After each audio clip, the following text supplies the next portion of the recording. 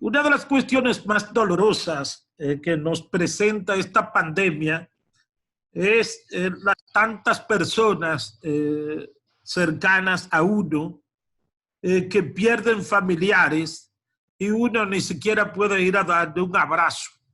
Entonces, eso es verdaderamente doloroso, el hecho de que muchos amigos han fallecido en los últimos días y uno tiene que limitarse a un mensaje por WhatsApp o a una llamada telefónica.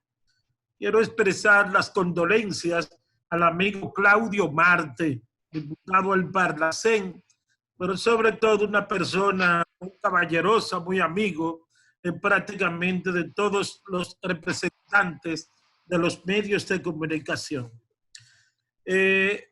Bueno, ya el Senado de la República aprobó los 12 días de estado de emergencia que previamente había sido aprobado por la Cámara de Diputados. Y se está a la espera de que el presidente Danilo Medina emita en las próximas horas el decreto ratificando que se mantiene el toque de queda.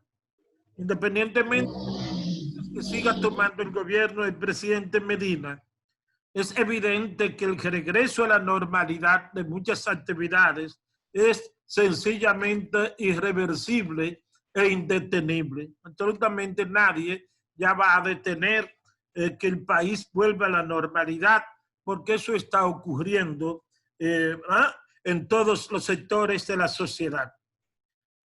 Sin embargo, se te plantea una situación con estos 12 días de toque de queda y de emergencia.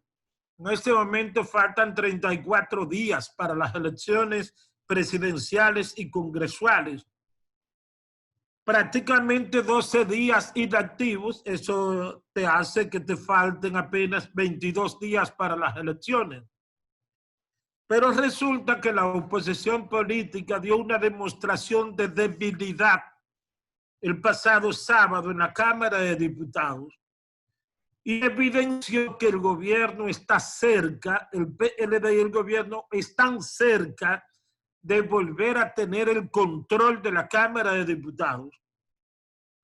Y eso provoca que terminados estos 12 días de emergencia y de toque de queda, si el PLD y el gobierno entienden que es conveniente para sus intereses, porque estamos en campaña electoral, entonces es posible que sin ninguna dificultad el PLD mantenga al país en estado de emergencia y en toque de queda, ¿verdad? Esto es un juego por el poder y en ese sentido el PLD va a hacer lo que le convenga, independientemente de que todas las actividades vuelvan a la normalidad.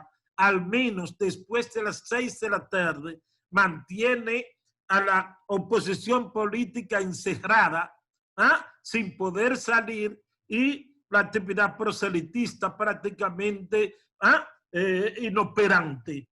Entonces, yo pensaba que la oposición tenía una mayoría más cómoda en la Cámara de Diputados, pero lo que se vio el sábado dejó claro que ya el gobierno, con apenas 2 o 3 diputados, eso es lo más fácil conseguir, sobre todo uno sabiendo que más de 20 diputados del PRM en ese momento están fuera de la boleta.